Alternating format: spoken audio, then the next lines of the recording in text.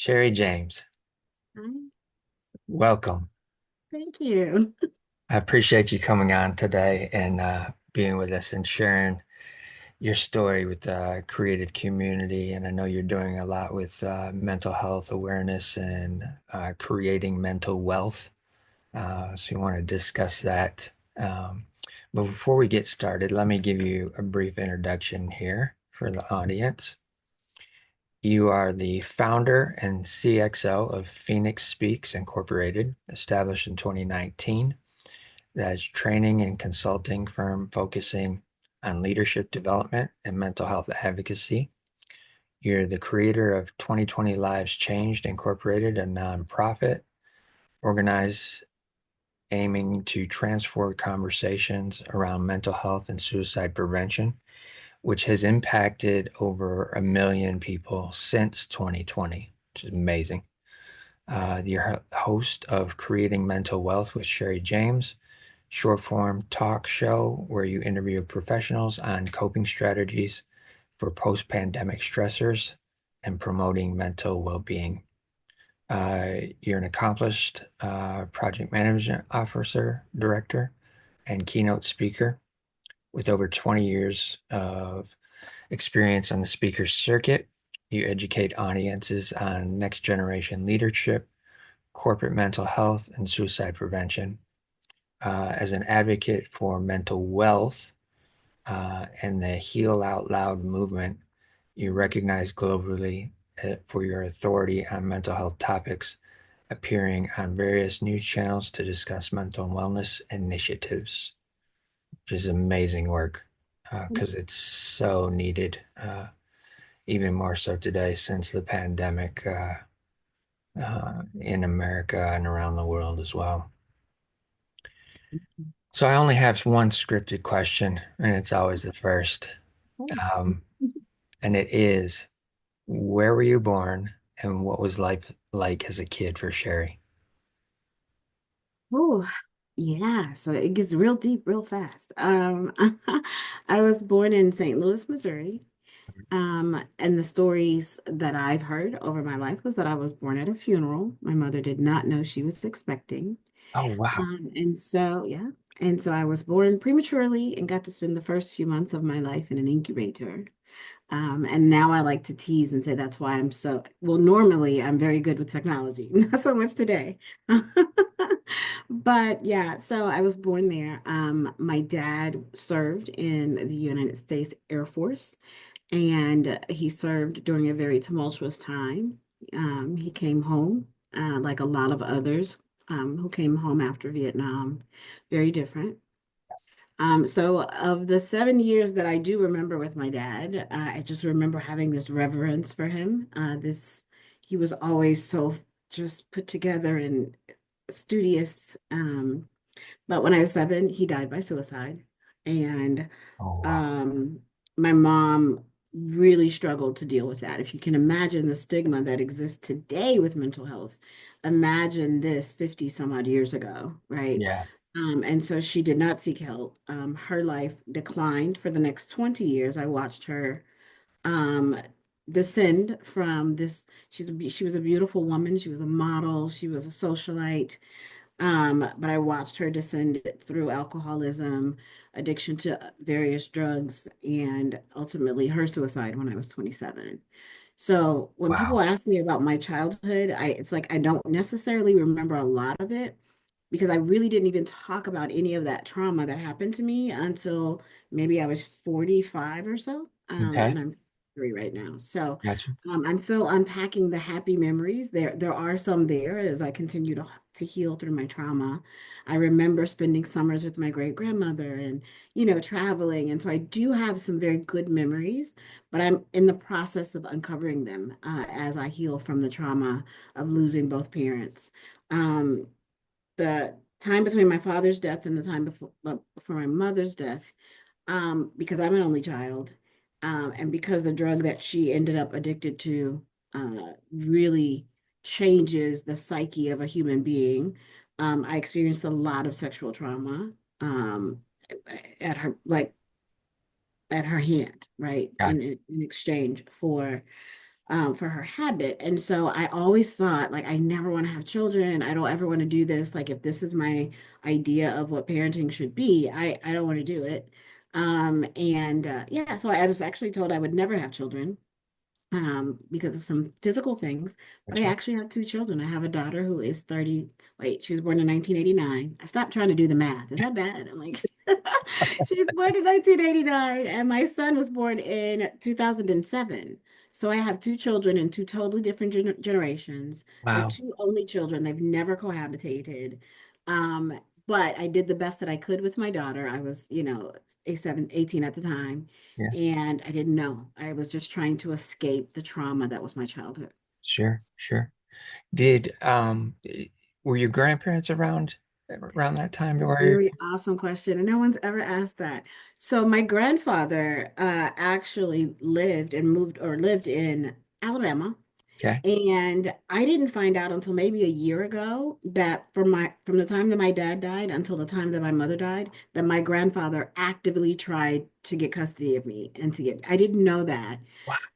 And so, but he would send for me in the summers, and I would spend the summer with he and all of his siblings and his mother. So my great grandmother, she died at 103. I remember everything about her. I remember every touch, every kiss on the forehead. I remember her teasing me for my accent because I didn't speak the way that folks did in Right. Alabama. And I remember getting teased when I got back to Missouri because now I spoke like I came from Alabama. But I remember her fruit trees, and she was a midwife in the city that she lived in. And she had literally we say that, I guess, in the South. Like she literally birthed most of the city that she was in. The people's parents, grandparents, grandchildren, they all came through her midwifery. So my grandfather was very involved. My grandmother died not very long after my mom, and they had a very similar, very tumultuous relationship. So the mother, I call it the mother wound, Yeah. was Yeah. very much a generational curse in our family. So my grandmother, not so much. The memories I have, I don't wish to share them, but my grandfather was like the first man, the second man after my dad that I think really truly loved me. Yeah. And it's been awesome to find out that he tried for all of those years to kind of rescue me from the situation that I was in. Right. Right. That's amazing. Um, I can relate to those scenarios in a couple of ways. My great grandmother, uh, both sides of my family, fathers and mothers, are from East Tennessee. So I understand that Southern culture. Um, the grandparents coming in, looking after the children's children, Mhm. that type of thing. My great grandmother was also a midwife. No way. Yep, birthed many children in her area as well, in East Tennessee. Yeah. So it's very interesting that Nothing happens by accident, right? right, exactly, exactly. With that experience of having those joyful times in the summer and on vacations with your grandparents. What was it like for you going back to school in elementary, middle school? Um, so I would say challenging, but also necessary, right? I loved that I found my solace in books and fashion. And I had a very good close family friend. Her name was Marie Fort, and she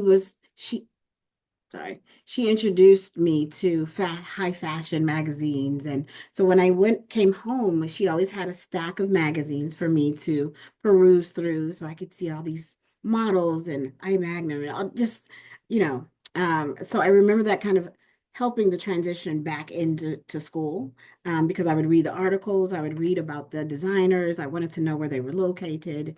So my love for reading was kind of my catharsis. I could escape to an Edgar Allan Poe poem to try to, explain what I was feeling viscerally. Yeah, I had a pretty much almost photographic memory, so I could read a book as long as you could give me, and I could pretty much remember most of it at that time. yeah, I'm in menopause now, so don't try that now because Not gonna work. But back then, that was definitely kind of how I transitioned back from the summer, back to school, back into this kind of very toxic, traumatic home. But Yeah. I made sure that no one knew, right? I was always the one to say, no, everything's great.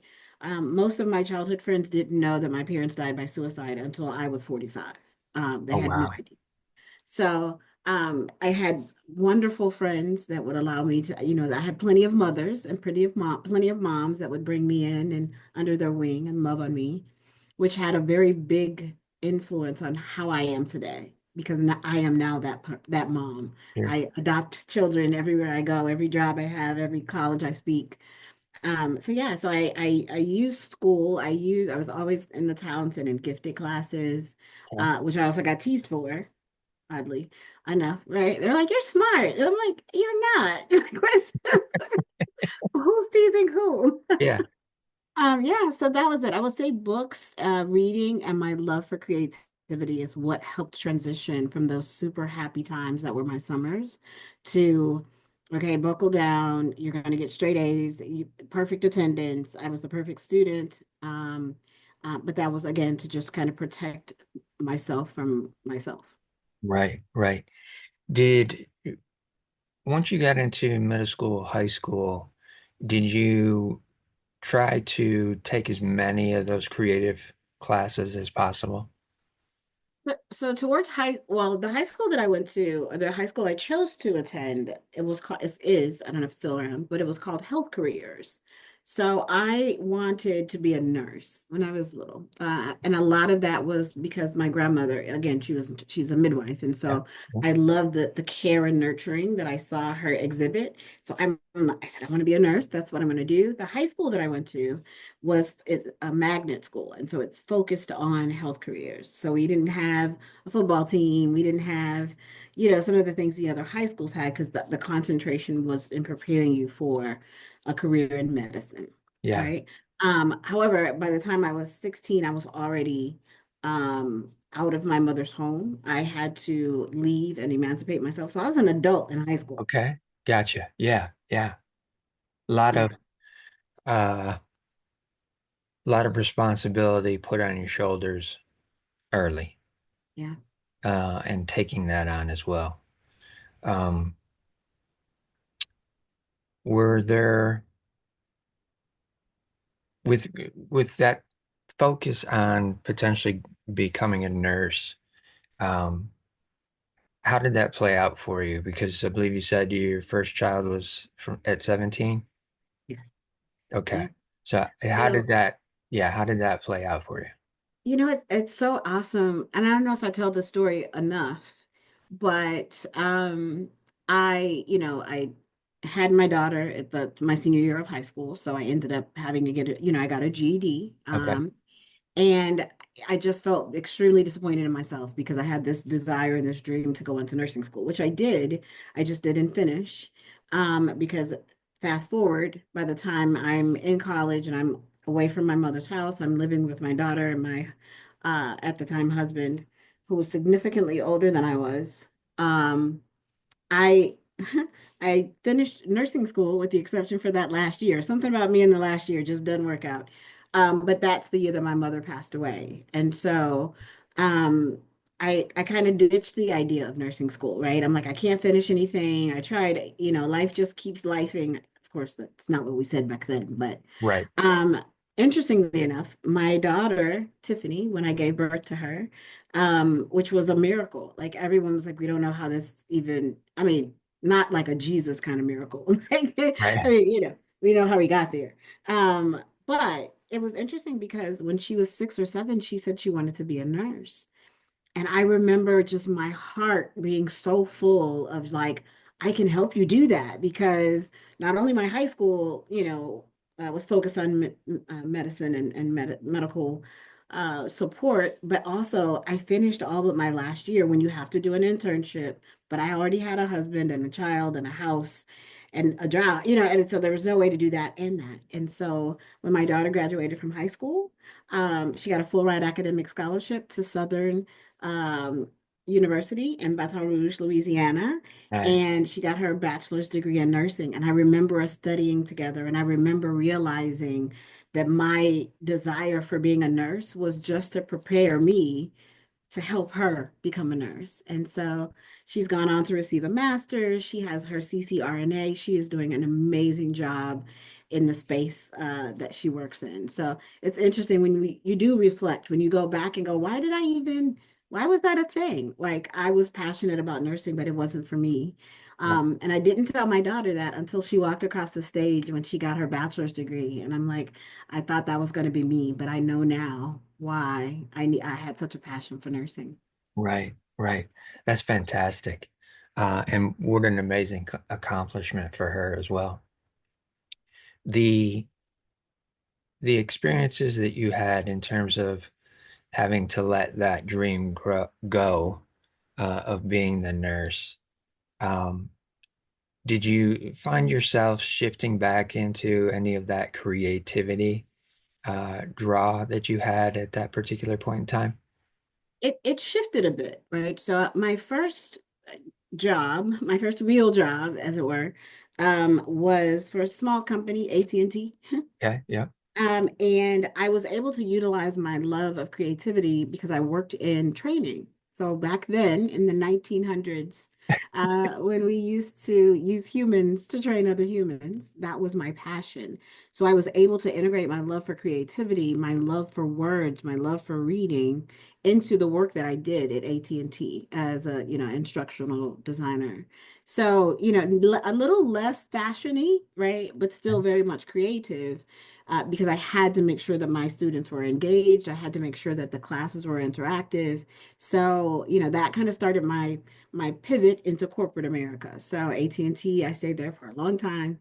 And pretty much every other job I had was either in training, coaching, delivery, until I moved into technology and project management, which was right in a long time when humans stopped training so much and we started using computer-based technology and computer-based training, yeah, and then machine learning and gamification. And so I followed that path. It still allowed me to be creative because I had to make sure that the students wanted to A, take the course, B, they could retain the information, and C, they weren't just bored out of their skulls and not, interested in doing it. So right. yes, but not in the way I would have imagined. Okay, got you. And then two, how is your husband at that time in terms of his um support? Is he fully supporting what you're doing and accomplishing or Wonderful question. And so no. So there was, I think when my daughter turned, and I'm still working through dates and years because it was packed away for so long. yeah, But at some point in my daughter's life, he went to prison. okay. And I chose not to tell my daughter that. I told her he was on this vacation. I didn't want her to feel or be teased. I thought I was protecting her.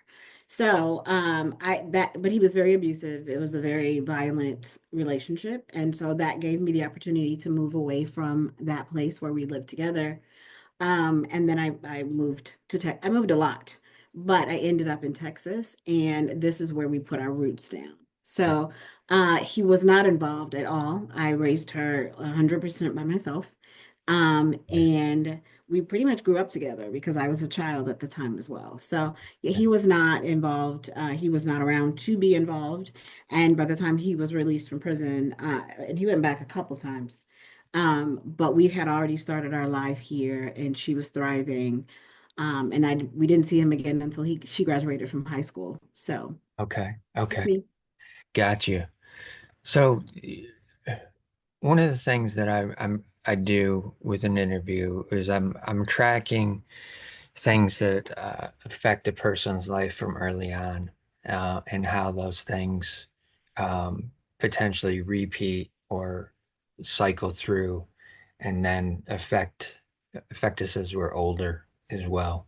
Um, and I'm seeing that you're having many situations that are mentally taxing on you as an individual. And I want to point out early on in this conversation your resilience. that has shown itself so far in this storyline. Um, because you're a very strong woman.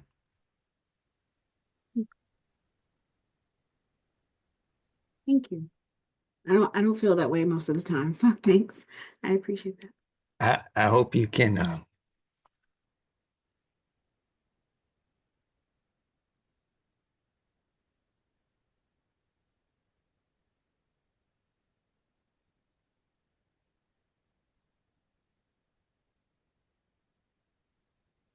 you can let that wash over you.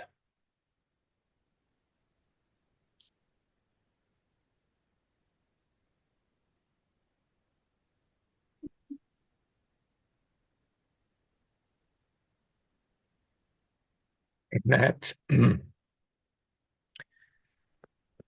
that's a testament to what you're currently doing as well, and the advocate that you are now. Is that resilience and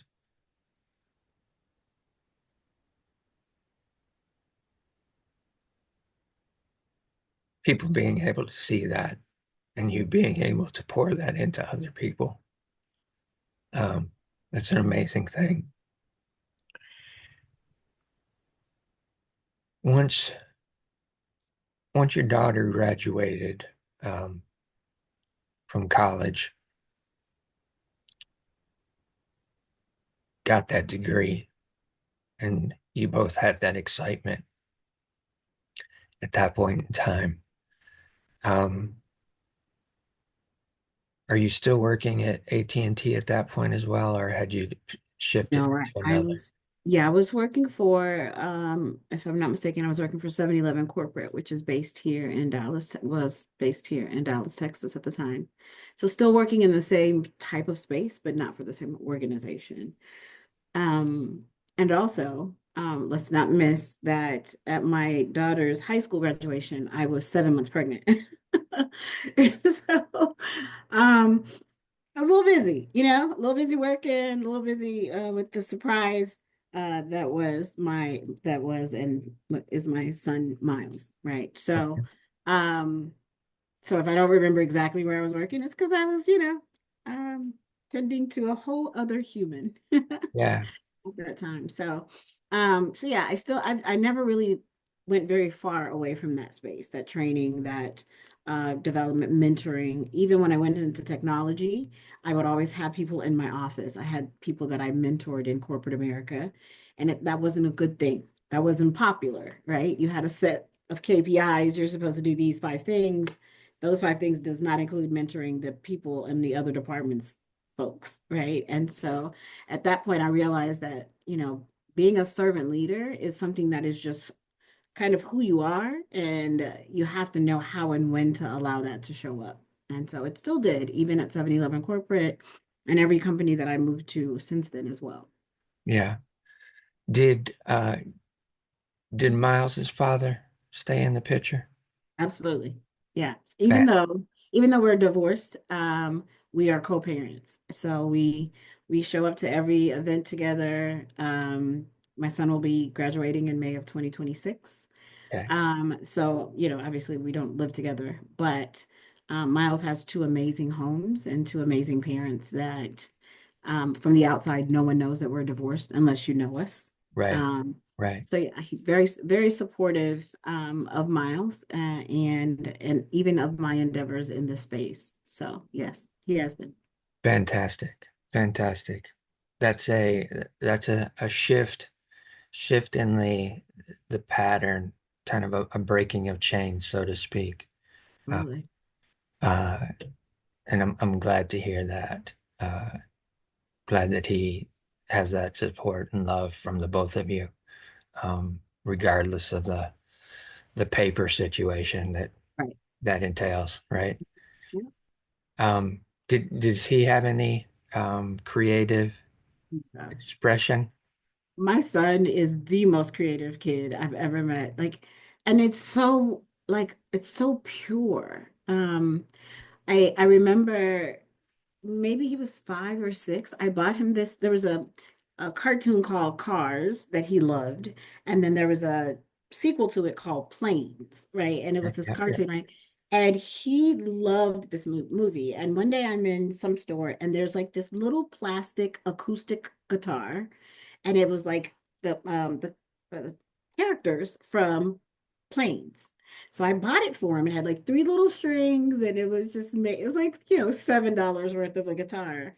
He loved it. As soon as he picked it up, he's just like plucking songs on it, and he's singing. I have video of this stuff, which just brings me joy to this day. He's singing songs to his sister because she's away at college, right? And so when she comes home for college, then he would have these songs for her. He during middle school, I guess elementary, middle school, at the beginning of high school, he was in marching band. Oh, Who we are, explain what that is, and how all this fits in as we continue. okay. And this is a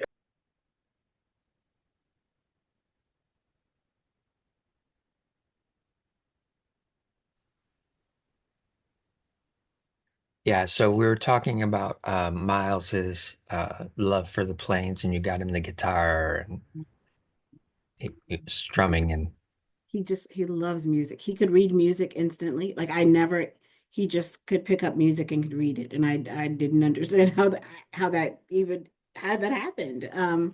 Very great in marching band. He played the euphonium, which he came home with it, and I'm like, this is a what? What is it? I had no idea what that even meant. And he did very great in it. Freshman year, it kind of got burned out, right? Marching band, especially in Texas, is oh yeah, serious. yeah, So it's like 5 a.m. practices before school and then games afterwards, and they're coming home at 11. So he chose to get away from that. And then he picked up a passion for photography. okay, And so he is a phenomenal photographer. He loves to cook. Like he's all of the things that they say young men shouldn't be. right, He's like, no, I love to cook, and he can make anything from anything.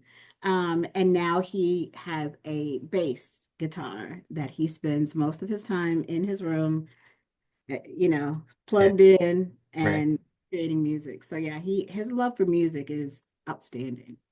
It's fantastic, fantastic. Does he have any aspirations of pursuing any one of those avenues professionally? Yes. So it's funny because he's tall. Well, I'm 5'2", so everybody's tall to me. But my son's almost 6 foot.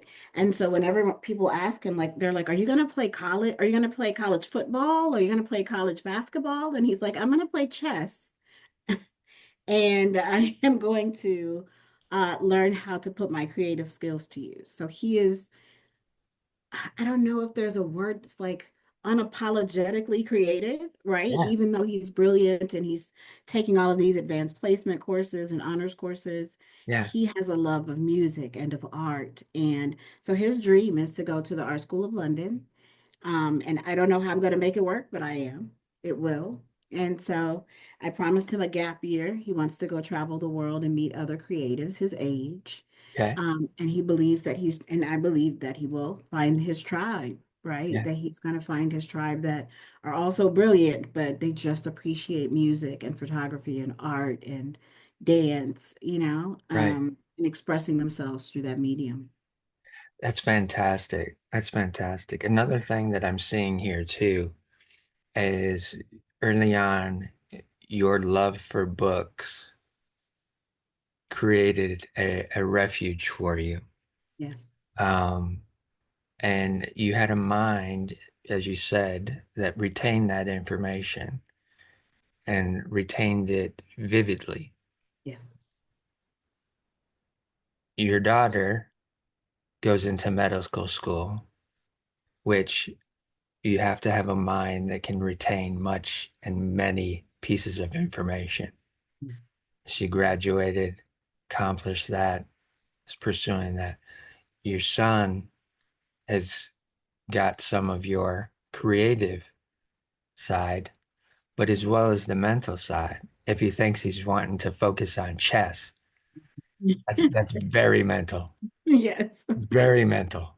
Mhm. Um, Music, notes, different things of that nature. You're having to use mental uh, elements of the brain.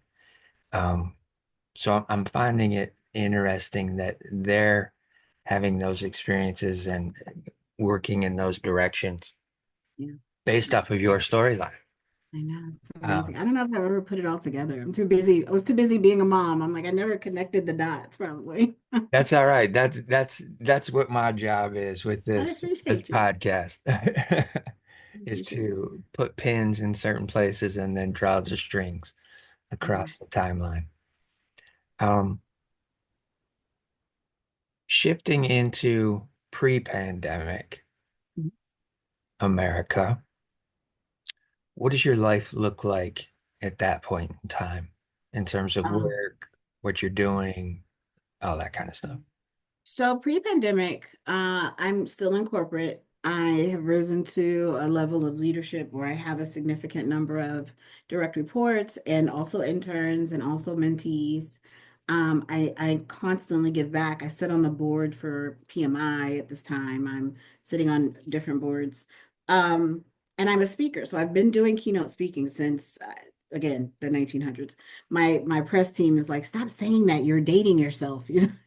Just say you did it over 20 years. I'm like, well, it was over 30. Like, don't say that. Then just say over 20.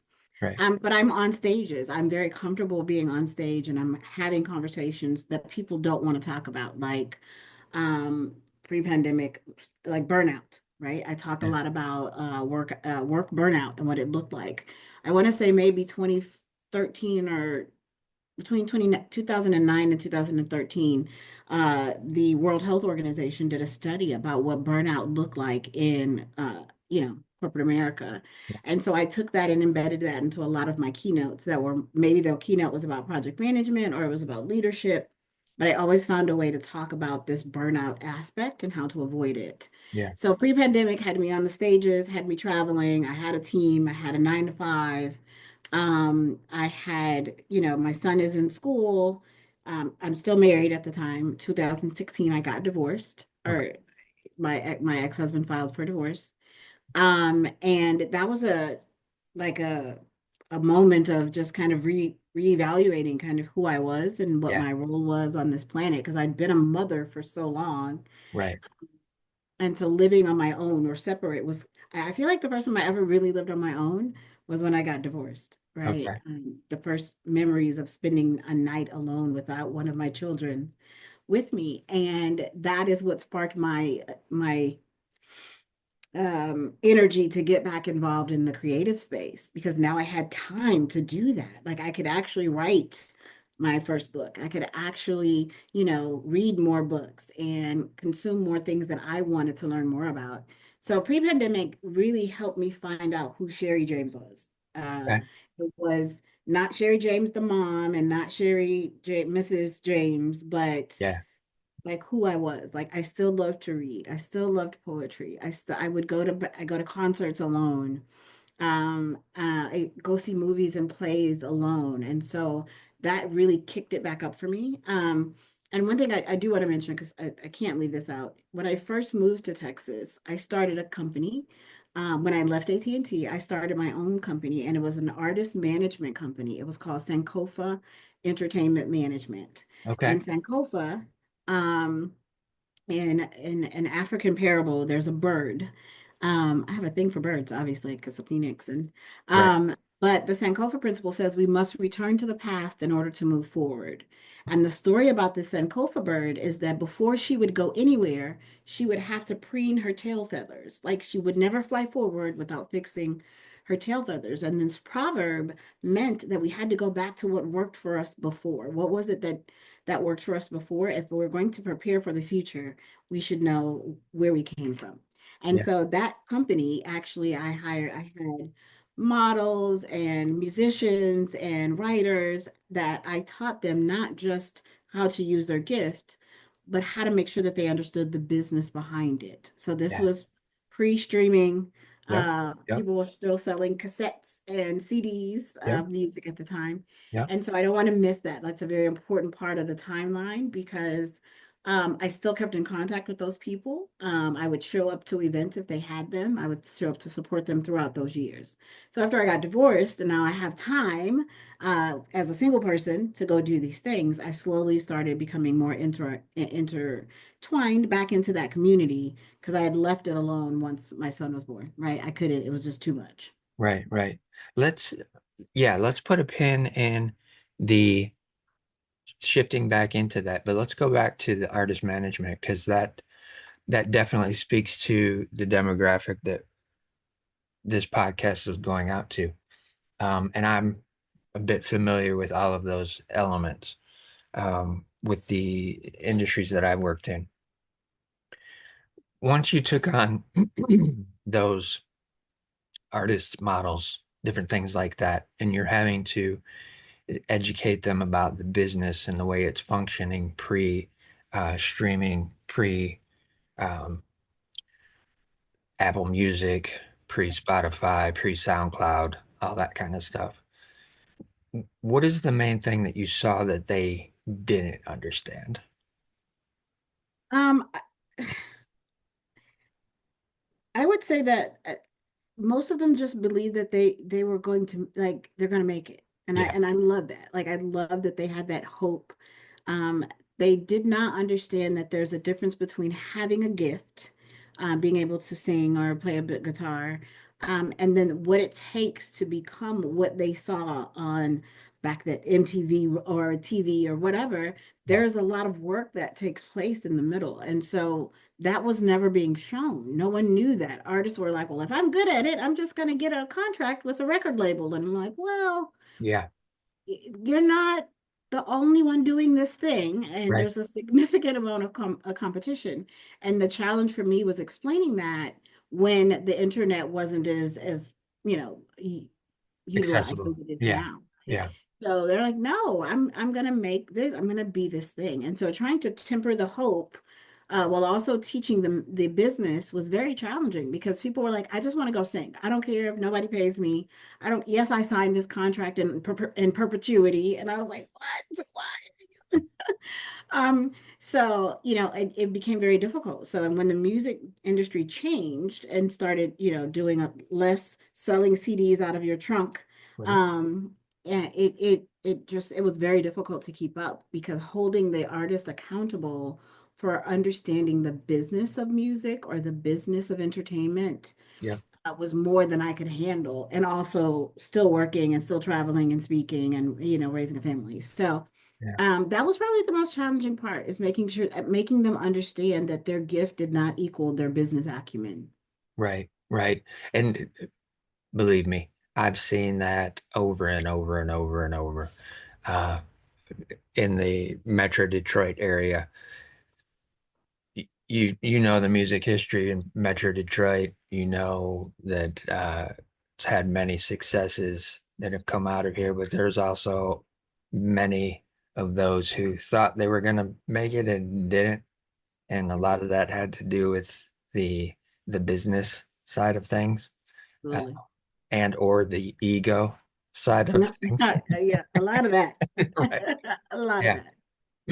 It it, it's just an amazing thing for me to see people with talent who aren't always interested in working um, to propel that talent. Yeah. Um, so I can relate to that as well. What was one of the joyful things about doing that type of work and having that company with all those creatives? Um, so I think in that time I was very frustrated, right? When I decided to just kind of let it go. But I do have like a success story. There Right. was a gentleman who wanted to be a Christian rapper. And younger gentleman, married, wonderful human being. And he's like, I'm very talented and I should be able to get signed on into a label very easily. And I shopped him. And so I shopped him to a particular record label. And I remember I just knew he was going to get signed because he had a very it was something different than what everyone else was doing. And he got turned down, and there was yeah, so I had to come back and tell him that he didn't get the deal. This particular label was not at all interested, and some pretty nasty words were used as to why they did not want his music. Now, Yeah. fast forward to this year, or just to tell you, kind of, I'll skip all the good part, but effective right now, that same gentleman is he has a YouTube channel, a YouTube network, of I don't know how many millions of followers or listeners. And he's still delivering his message, not necessarily with rap, but comedy, and a talk show that he has with some amazing people that are in the industry. Fantastic. And so, in hindsight, we had to go to the past Yeah. and go, remember that disappointment? Remember how hard it was for me to tell you that so here's your hint. Because there was no room for a good boy on this particular label, right? Yeah. So imagine if he had been signed to that label all those years ago, he would have the smear on his name because of that label and the drama that they're going through right now. Ah, got you. All right. Yes. Yeah, so that's my biggest success story. It is knowing that I have this word. My word is pronoia, knowing that everything is working out in your favor. Like the universe is conspiring for your success, Right. and that's one of the biggest examples of that. Like he understands the business. When he did get his first show, he knew what to ask. He knew what not to sign. Yeah. And so he and his wife and sons have built this amazing empire, where he can still deliver this message of how to live your life as a Christian, and not the way that like our great grandparents taught us, but like real life. Like he's like, one of his episodes, he says like, husbands, stop asking your wives to tell you the truth about what she feels about the way you look. If she's honest with you, it's gonna break your heart. Right? He's like, she's going to lie to you. So allow it. Trust me, you don't want to know Right. what she really thinks about you. And so he's able to use that levity and that comedy to still get the message across to Christians and non-Christians alike, Yeah, which is so much bigger than he could have dreamed 20 some odd years ago. for So sure. yeah, that's probably my favorite story, to share about bringing the past forward. That's fantastic. That's fantastic. All right, so let's circle back to Sherry reclaiming your creativity, re-tapping into that. So I would say, and I don't know if I would have put these two together before this call, but when I moved to Texas, especially, well, I've always liked to dress nice. Again, so I had this influence from my godmother, and so all the time I was in corporate America, from AT&T on till my last corporate gig, I always dressed for the position that I wanted, never the one that I had. So I was always the best dressed. I'm always in a suit. I was always in heels when I could wear heels. I used to have dreadlocks, like very Okay. long locks, Yeah. that I would keep pulled up in a bun during the day, and then, at night I could just be me, right? I've always been over accessorized. I've always loved jewelry.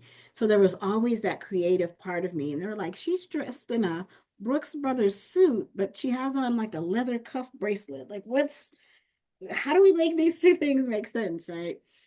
So it was interesting that as the longer I was in corporate America, the more comfortable I was in owning my style, right? I would wear things together. Like my favorite combination is like a very sarcastic T-shirt with a suit, the blazer and slacks Okay. and Yeah. pumps, right? And so people will be just like, "Oh well, we can't wait to see what her T-shirt's going to say today," because it was always some kind of twisted, Yeah. not everybody got it. Right. And so I have this collection of t-shirts that some people still don't understand.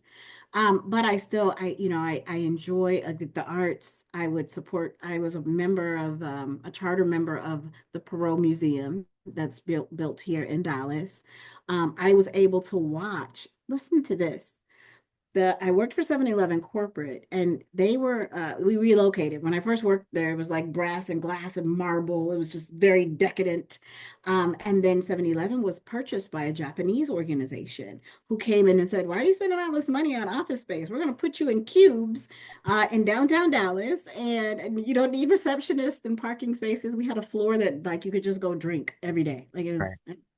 So, as it turns out, where that 7-Eleven office was built was right in the heart of what's now called the Dallas Arts District. And there's the Winspear Opera House. I watched them all get built from nothing into these beautiful structures. So for all of them that I could, I became charter members. I attended as many events as I could. So I slowly kind of got back into the art scene because it was new in Dallas. We didn't have that big of a presence. Right. So I was then at all the things and on everything that I could go to, I did. Right.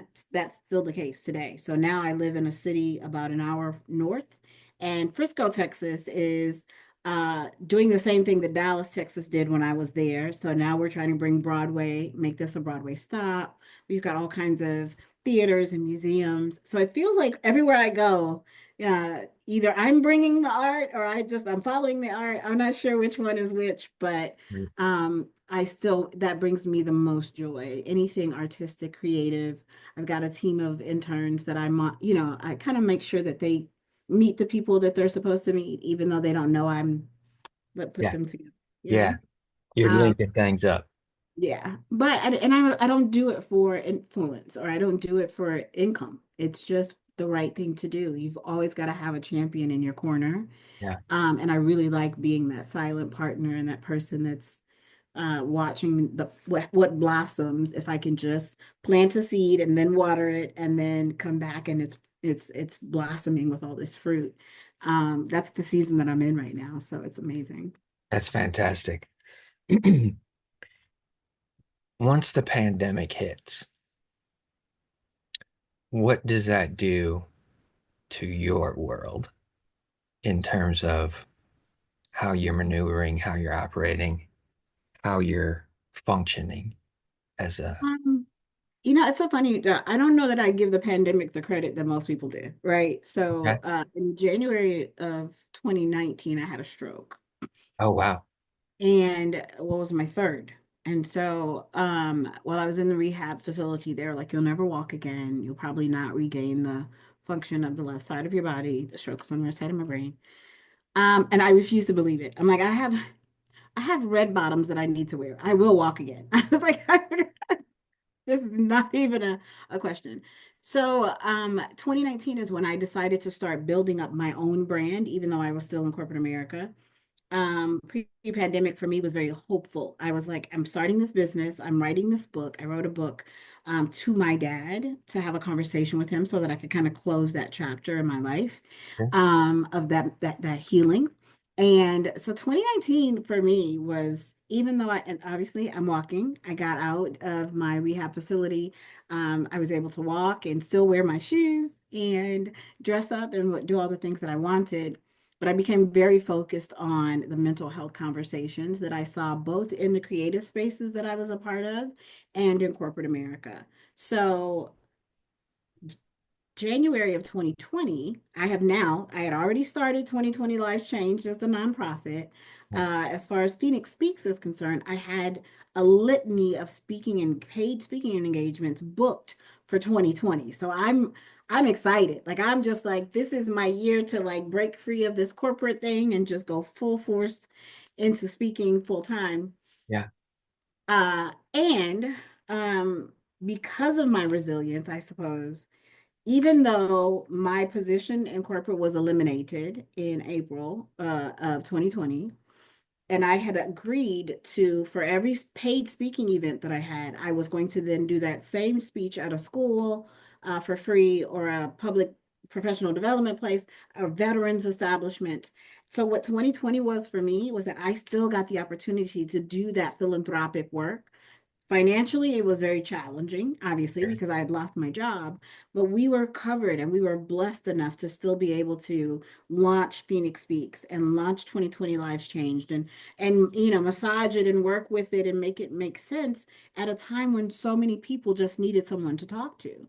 Right. So 2020 for me was amazing because I started 3 Instagram IG lives, which I had no idea what I was doing, because I wasn't a social media person. I don't watch TV. Like so but my son and I started an Instagram channel and it was called with or a show and it was called With Your Mind in Mind. And we would just have conversations like, how is this pandemic impacting you? What would do you wish that you could say that you can't, right? Right. Ask me questions about things that you've always wondered. And, we talked about the racial issues around the George Floyd. I just made myself in this kind of open kimono, like just ask me anything you ever would want to ask a person, an African American person, right? And that caused so much healing and so much like more conversation that we ended up with another show called Shelter in Peace. So we would give people tools to implement, my son and I, while they were sheltering in place. Like, here's some things you can do to encourage a healthy familial structure, because so many families didn't spend time with their families before 2020, Right. right? And they're Right. like, how long have I been married to you? I don't even like you. Exactly. But the same thing applied. And one of the things that I want to stress why we were so focused on the 2020 lives changed aspect is because I was a victim of sexual child abuse in my own home. And in the cases where that is happening, the pandemic put the victims at home with the all day, every day. Yep. Right. And so I wanted to try to give them a platform and a voice, because sometimes school was the only safe place for them. I know what that was like. I remember I was at school early every day and I would stay as long as I could. Right. And so I knew what that felt like. So 2020 for me, it allowed me to actually use my voice, not just as a speaker because I worked for all these big companies, but as a human who had experienced trauma. And I knew that a lot of triggers were being thrown at people because they were kind of sheltering in place and not able to do what they needed to do. So 2020 for me was a pivotal year in knowing that this is my purpose. This is what I will do for the rest of my life.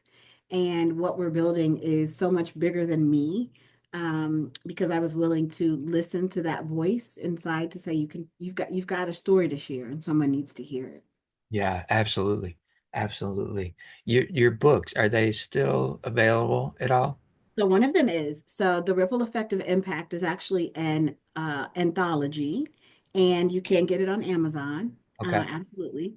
And then the next book will be out by October of this year, and it's called 7 Seconds of Silence. And it's how to utilize 7 seconds of silence to de-escalate or a potential emotional trigger.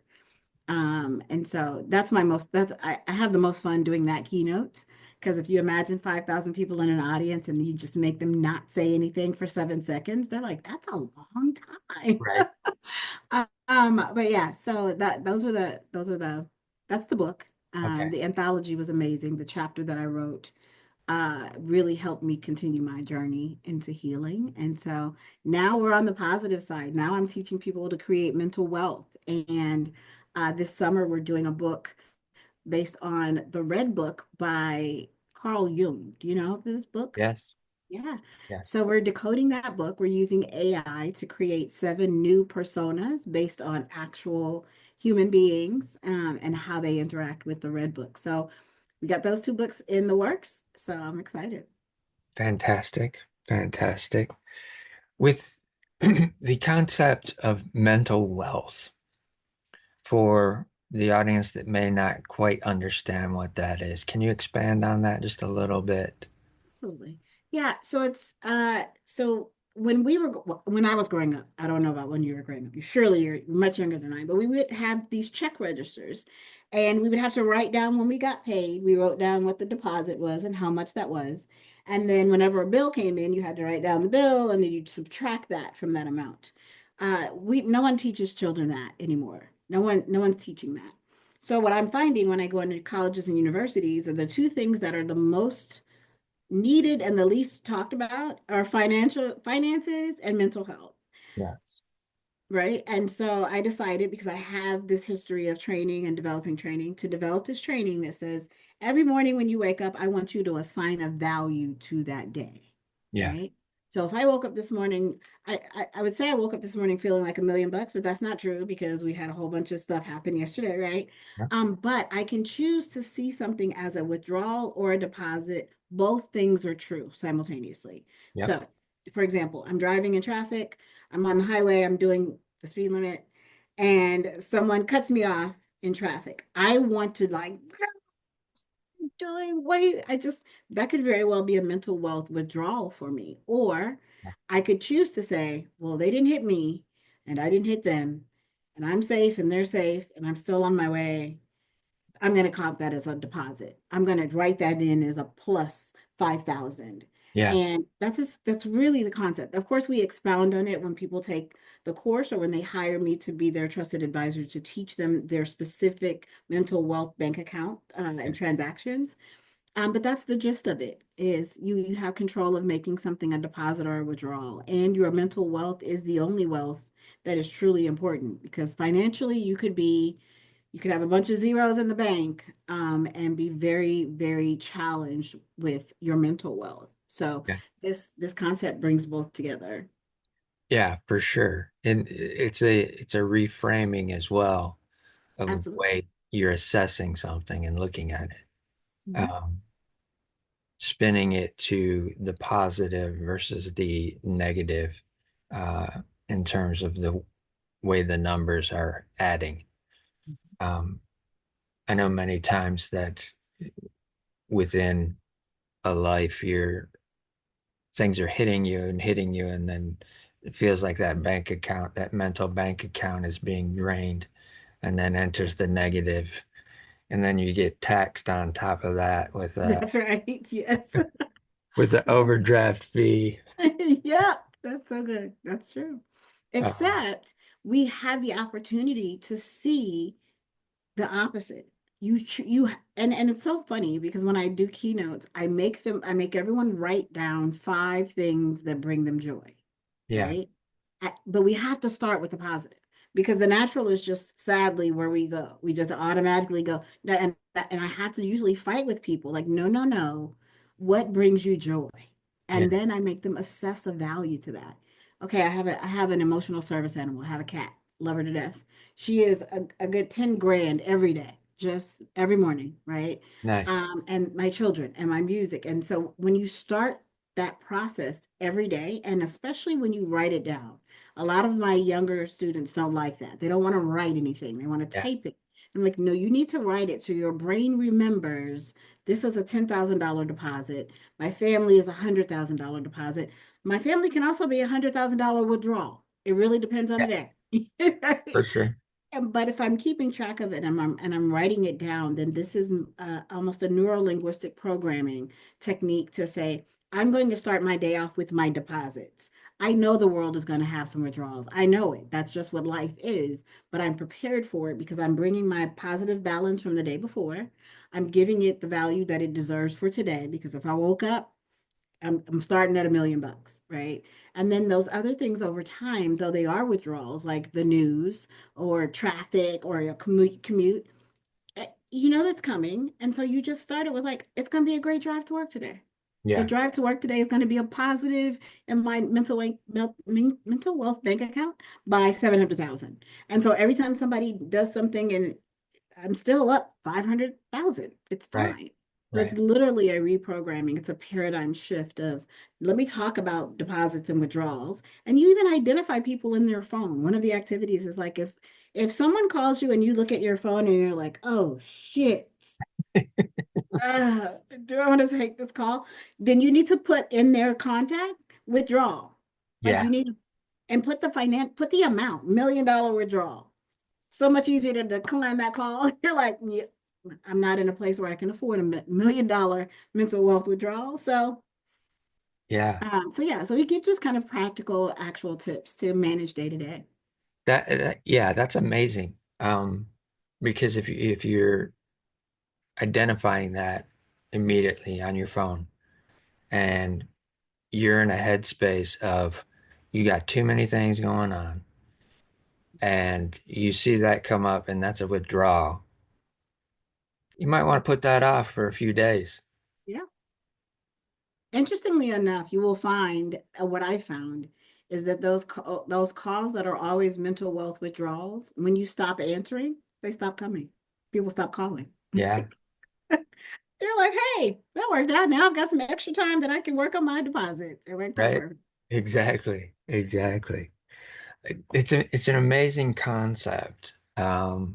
the way that you're presented it, even. And I say that from the aspect of you describing it, you actually make them write it down. And one of the things that we know as creatives and someone who's dealt with mental health issues over the years, depression, anxiety, a suicide attempt, you learn that the physical action of moving your hand with a pencil, a pen, a paintbrush, Mm, whatever, it's a physiological thing that takes place versus typing, agreed. right? It's a completely different scenario. You can get a person to shift their mindset with just a few seconds to minute, minute and a half of them just running a pen in a circle on a piece of paper.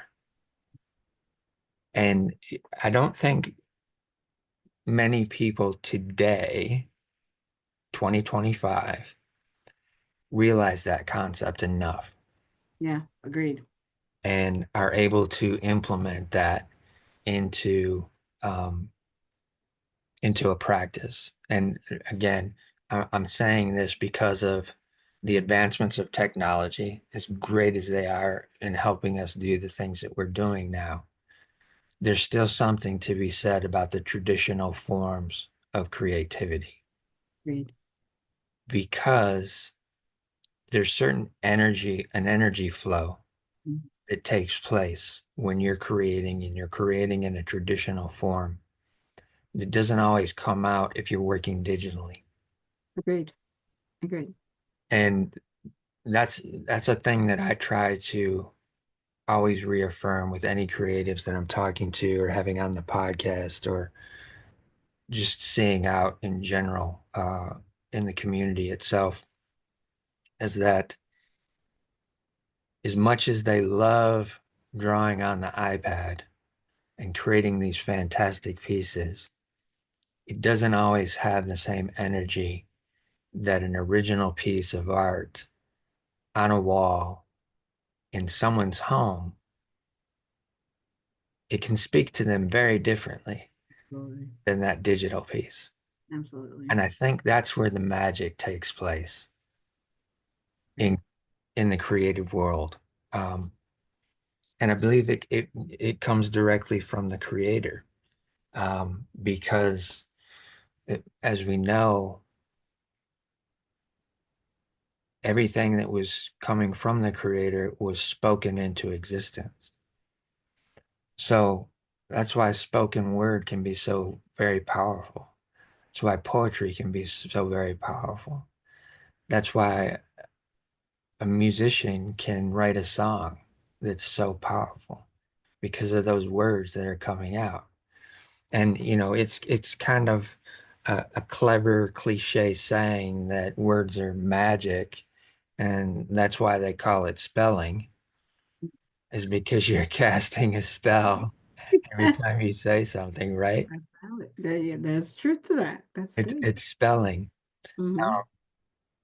Hmm. But again, these are fantastic perspectives that you're bringing to the attention Thank you. of your audiences and our audience today, um, and creatives in general. Because again, like I said, it's that reframing of the way you're looking at things. And again, I want to highlight your resilience, your ability to be able to shift your own way of perspective of looking at things to help others and pass that on. And that being the legacy that you're creating. Not only have you overcome so many traumatic experiences in your life, you've also dealt with physical things that have put you down for periods of time, right? And you've come back from those Mhm. as well. I don't know how much those still affect you, but yet you are standing. I am. I'm perceiving today. I'm standing. Okay. Yeah. So that's amazing to me. I hope anybody listening to this, just because I needed to say that just for the listeners that aren't able to watch this, but those that are going to be able to watch this, I hope that they can see um, the things that I'm seeing. And it's a huge amount of resilience. It's a huge amount of taking what would put many down and keep them down. You've, like that phoenix behind you, have risen again and again and again. Um, and that's very powerful. That's very powerful. Is there is there something that is taking place in the work that you're doing right now that you believe is going to be a game changer in the next 5 years? Absolutely. Absolutely. In the next 5 months, actually. Yes. Okay. Okay. So I'm super excited. Now you know the story. You know I'm a nerd. You know I love to read. I have a passion for psychology, but there's a guy, Carl Jung, who's like one of the forefathers of psychology. Oh, I don't even know how I stumbled upon the Red Book, right? okay. It was Yeah. actually because I was listening to one of his other books. And the Red Book, ironically, was also handwritten. It was one of the last books that he wrote. He wrote it in an actual red book because he didn't want this was like, he said, if anyone sees this, they're going to deem me crazy. They're going to say that I'm crazy. So he actually writes in this Red Book about his coming into self, understanding self. He meets, people say that this is the book where Jung met God. Yeah. It's where he had conversations with Jesus. It's just, and no one knows about this book. Like most people are like, what? The Red Book? I have Yeah. nothing. So right now, effective tomorrow. So we're having a big info session tomorrow, but we're using our summer intern program to teach the Red Book to Gen Z and Alpha students who would likely never, it may not even be able to be found by Right. the time it's relevant for them, right? And so they're not only going to read this book and get to know this book, but they're going to create 7 personas based on their own human experiences. We're going to revise and rewrite the Red Book based on current day personas. And we're doing it using AI, which I just love. So it brings all the things together. That it brings, and the name of the project is I Am AI. I also love a palindrome, right? Nah. So, um, we get to program, and I've done this. So I've built 3 chat agents, AI chat agents that are focused just on the Red Book by Carl Jung. And I'm going to give the students the opportunity to interact with it. And one of the things I'm the most excited about is it shouldn't be that. I shouldn't be that excited about it. But I found in my story, I was like, I found is that if you don't ask AI or certain AI platforms, if you don't ask it, is this the truth? Right. It will tell you what you want to hear, and it may very well not be the truth. Yeah. So this is like kind of the underlying, like yes, use the tools that have been provided to you, but trust and verify, right? Yeah. Trust and verify. Yes. Because even if you ask AI, it'll say, no, I made that up. I just thought that's what you wanted to hear me say. Yeah. So I'm excited to be able to teach Jung's perspectives that he learned or he taught about in the Red Book to a generation who would never see it, utilizing a platform that they're already very familiar with, that is still in their mind, it's in its infancy. AI has been around for 70 plus years, Yeah. but because they believe they invented it and they believe that it is the end all be all to truth, I want them to understand who they are, find out who their shadow selves are, understand what that looks like, know that that's not a bad thing, but also understand that, like, wait a minute, ask AI what it knows about you, and Right. is it accurate, and if it's not, how did it get that information? And so I'm so excited. Like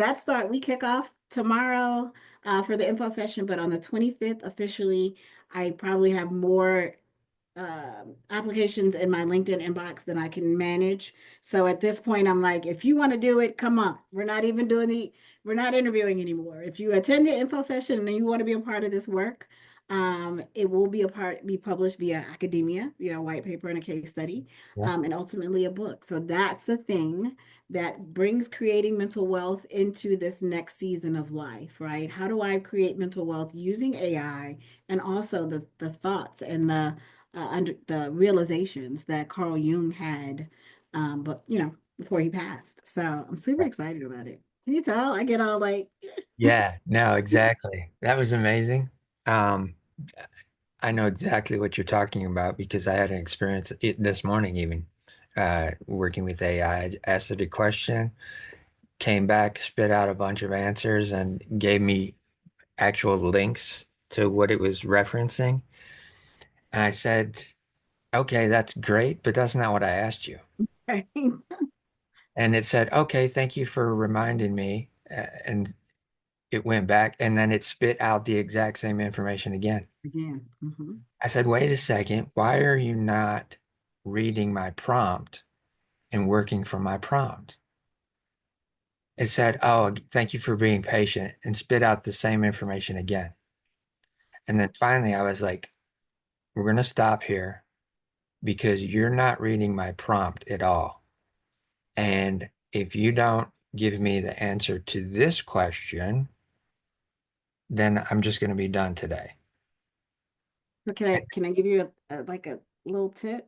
Sure, Just go ahead. Because what I was about to say though was that it finally recognized that it had been giving me the wrong information mhm. and gave me the answer that I needed.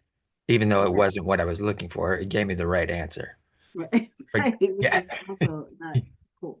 yeah, What I'm finding in the programming of the AI for this project, um, is if you imagine it, which this terrifies the life out of some people, if you imagine it as an actual sentient being, right? yes, yes, And saying, okay, that's not true. Or is that true? And then why did you tell me that? And it'll tell you why it said that. Like, like I know that you work in mental health and I didn't want to tell you something that was, and I have to keep prompting it to say, I'm going to ask you a question and I am trusting you.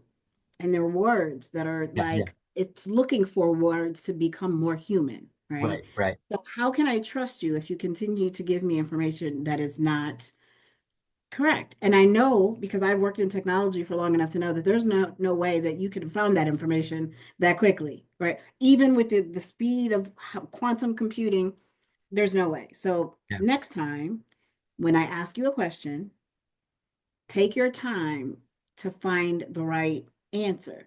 And if you don't understand the question, ask me to clarify.